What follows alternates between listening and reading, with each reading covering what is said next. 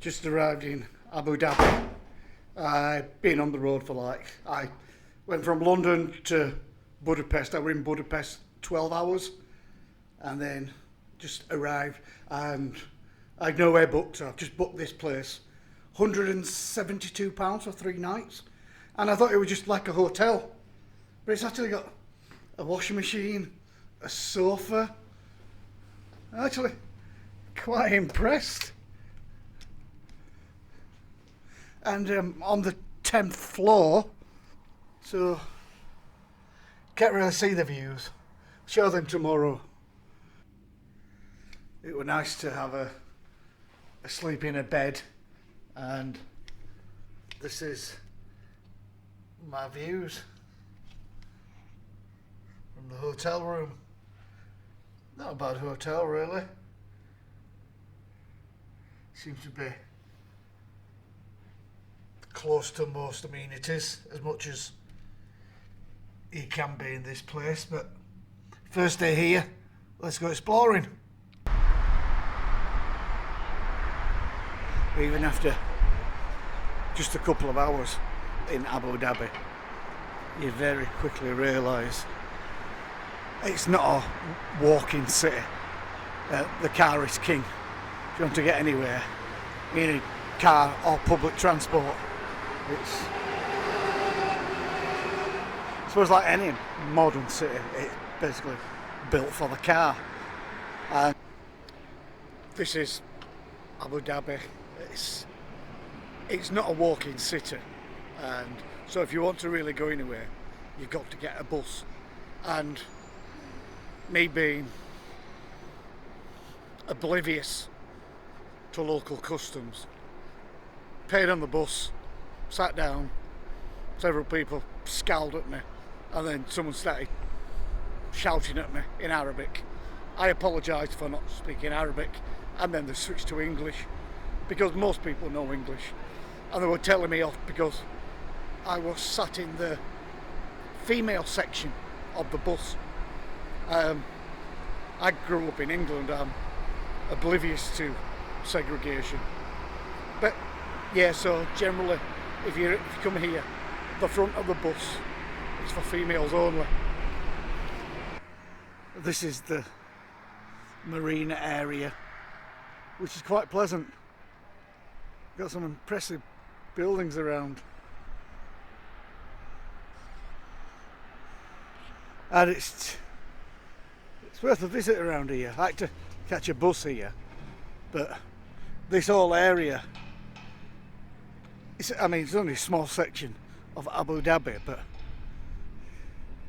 this part is quite walkable, and there's several sites worth visiting within 10-15 kilometre walk of each other. So I'm exploring this area today, see where I end up. One of the areas it's got a heritage village, seems very popular, selling local wares, and it's free to come in.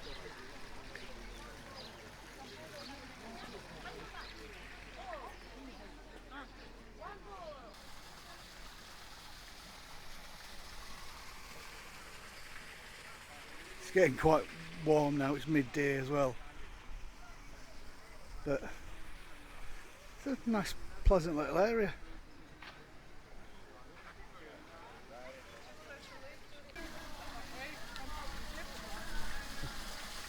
Cat or thirsty.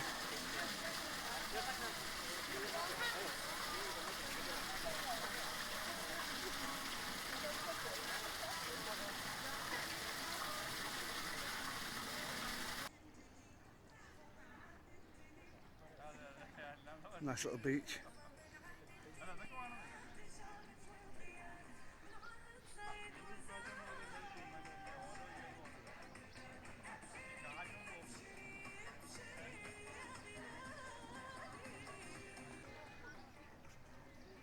These are reconstructions of pearl diving boats.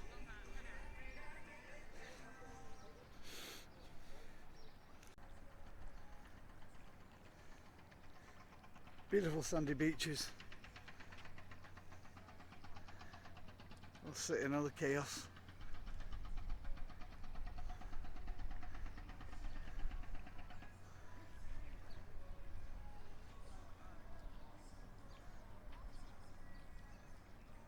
Yeah.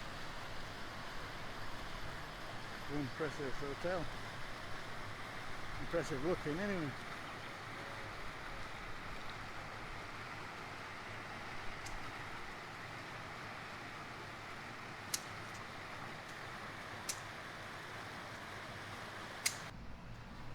One of the benefits about a place like this is that everybody drives, so there's not many people walking around, so I get loads of open spaces.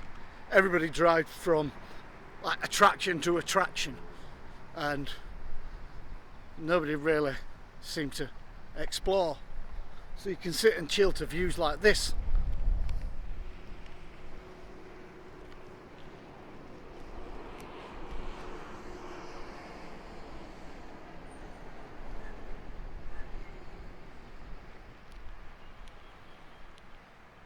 How amazing. Look, I mean, don't get me wrong, you can see quite a few cars about. And now I'm at a place called the Founders Memorial. Opened in 1918 to celebrate, as it states, the founding of the place.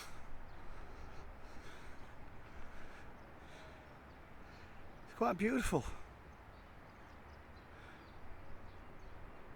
It's a beautiful area as well. It's surrounded by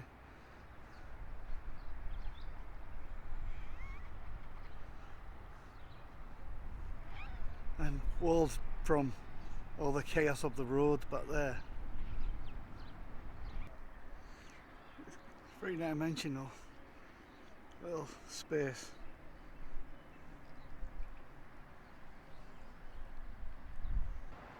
This is the Emirates Palace, opened in 2005, and it's supposed to have 114 domes. Another little tip is you're not allowed in the Emirates Palace if you've got shorts on. You've got to be covered up. They took my mic off me, my tripod, and various other little bits and bats, so the sound quality might not be that great. But this is a beautiful place. I think it was 75. Yeah, it was 75 dinars, UAE dinars, to get in. It's spectacular. It's big open space.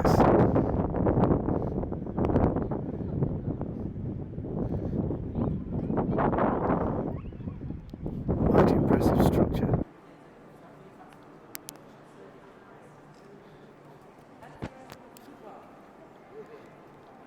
Wow.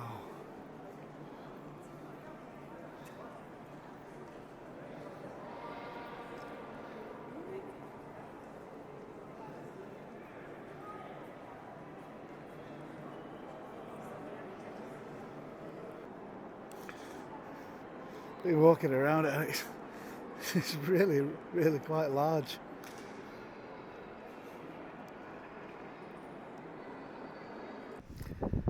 I think what I love, what appeals to me more than anything else about Arabic architecture is the symmetry. I love symmetry, and it's got it in spades. It's just everything, you know, lines up and matches. As you'd expect, the sound of call to prayer echoes looming large. Oh, because there's a mosque there. But you can hear it all around the city. I love it personally. Sounds exotic. caught a bus to the Grand Mosque. I think it's called Sheikh Zayed Grand Mosque, completed in 2017. It's supposed to be quite spectacular. From the outside it looks quite impressive.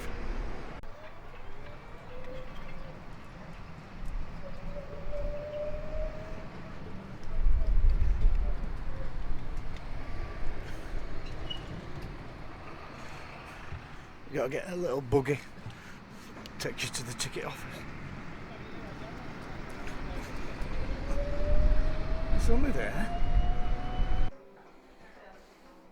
At the Great Mosque Museum, you've got to pre-register for a ticket. You get a QR code.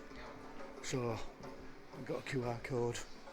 Well, the people I got through the queue, but then they let me through. They just used it that way, so I could use the ticket that way. So basically, I didn't have to queue again. But you've got to head to toe. You've got to be covered.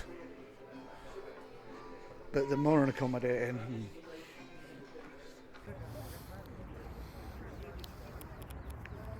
Again, you're not allowed in with a microphone or e-cigs or anything like that. But so after about 2 hours it took with queuing and everything, and part of it was my error.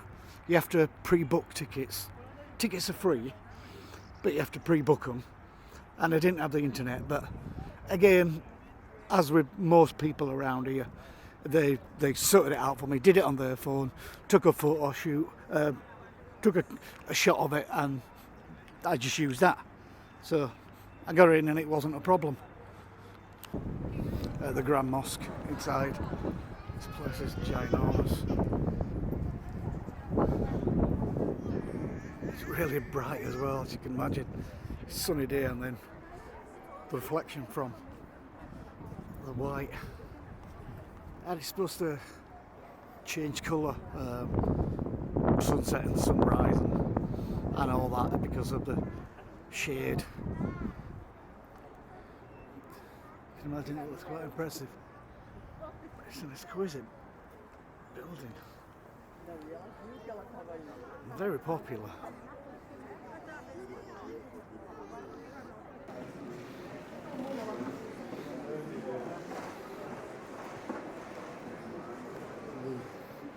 It's the world's largest hand knotted carpet.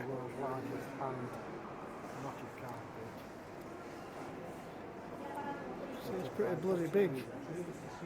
1,200 artisans. It took approximately 2 years. It's 5,000